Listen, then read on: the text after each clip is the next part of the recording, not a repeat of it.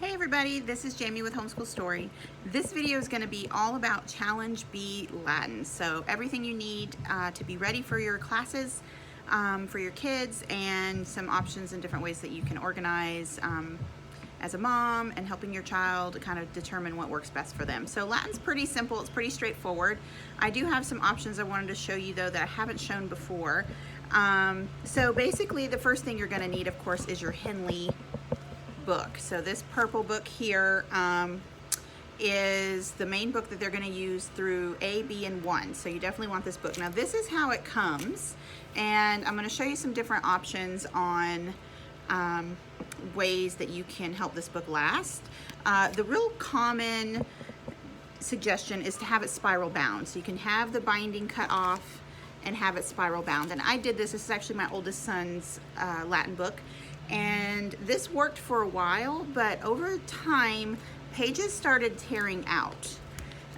You can kind of see at the bottom here where like these, and so we've lost some pages where, oh look, here's one right here.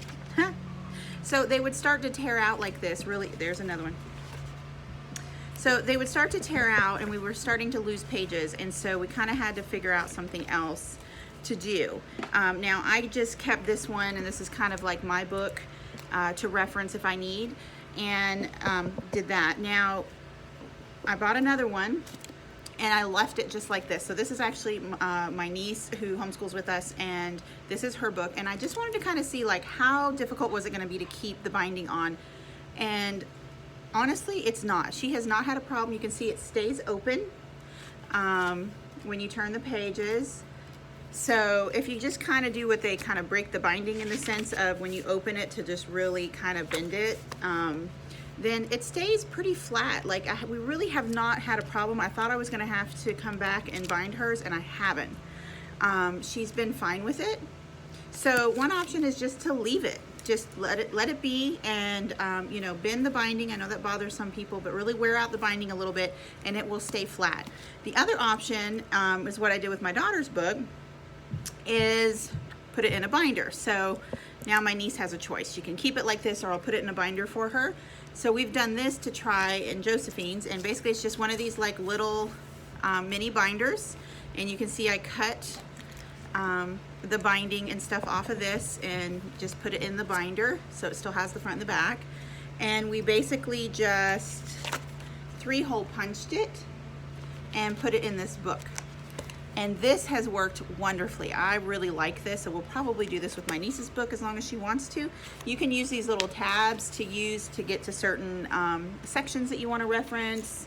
And I have another video about how to tab your Henley book, so you can check that out. I'll put a link to that. But so this is just another option, is just 3-hole punching and putting it in a binder. Now this one binder very comfortably holds all the units you need to get through Challenge B and the first semester of 1. At the end of the first semester of Challenge 1, I will need to take some of this out and add the last section of the Henley book, which I have to keep up with, and I have it saved. So if you find a bigger binder, or you can go ahead and split it into 2 binders. Challenge A and B will fit here, and Challenge 1 materials, which is the last few units, would have to go in its own separate binder. It won't fit together. So those are some options. So no matter which way you do it, you need your Henley purple book. You need your Henley grammar book. Again, comes like this. Typically we say to spiral bind it. You could put this in a binder if you wanted to, in a 3-hole punched it. We have not had a problem using this out of the book, but again, you can spiral bind it, you could hole punch it and put it in a binder like I did the purple book. So you've got your 2 books. The other thing that is highly recommended is the Latin trivium tables from CC. We did not use this a lot in A. We referenced it more in B, and her Challenge 1 director actually teaches the children, teaches the kids, they're big kids in there, how to really get the most out of this. And so we're really looking forward to her Challenge 1 director giving us more insight on ways to make this super helpful. But we did reference it more in B, and I highly recommend it. You can use it from year to year. So you've got that. Now, where do you do your work, right? Because you can't write inside the Henley book. So you've got some options. You can purchase the Workspace B for B, but you will also need Workspace A, and this is where it gets really confusing. And if I could like somehow get my opinion into the ear of whoever makes these workspaces, this is what I would say. Don't make us use more than one workspace in a year. So Workspace A is wonderful for A. I love it. I will use it again and again if I have a kid in A. It maps out your daily assignments day by day. It takes what's assigned in the guide, it divides it up over the week, it incorporates charts and review. I love it. But when you do Challenge B, the first part of Challenge B is a review of the part of Henley you covered in A. You start back over. So CC basically suggests that you buy Workspace A so that you can have the place to do the exercises that are the review of A in the beginning of B. I hope that makes sense. So in like week 3, you're still reviewing Challenge A, Henley, things that were assigned in Challenge A.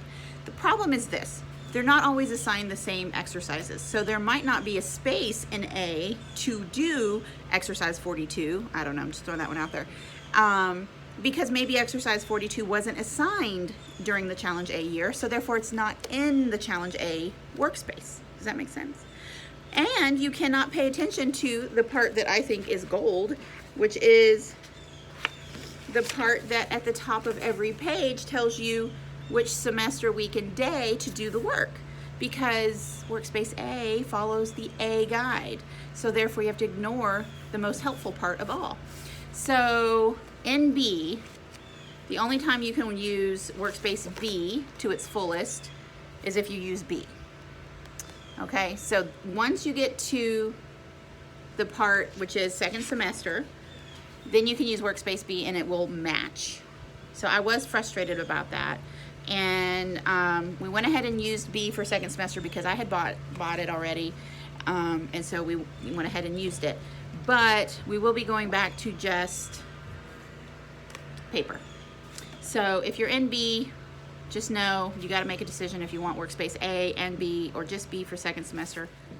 So what you need is just a notebook to do it on paper if you just want to use paper, which is the easiest way. There are other like workbooks and things out there, but I haven't used those and I've heard good and bad things about them. But we're just going to be using this. So this is her notebook that she's had since A for Latin. And we have 3 tabs, which are, this one says rules and charts, this one says vocabulary, this one says quizzes.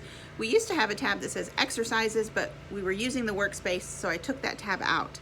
So that tab will go back in, and she will have paper in here, and that is where she will do her actual Latin exercises, Latin work. It's just straight on paper. Keeping it simple, stick in the sand, straight on paper. And so in here I do have helpful things that I found online. Okay, bud. Or that people have shared and things like that, or any handouts or quizzes that she does in class go in here. So that's everything you need, and I'm gonna have to help my little guy. But that's everything you need for Henley Latin for Challenge B. Hope that helps.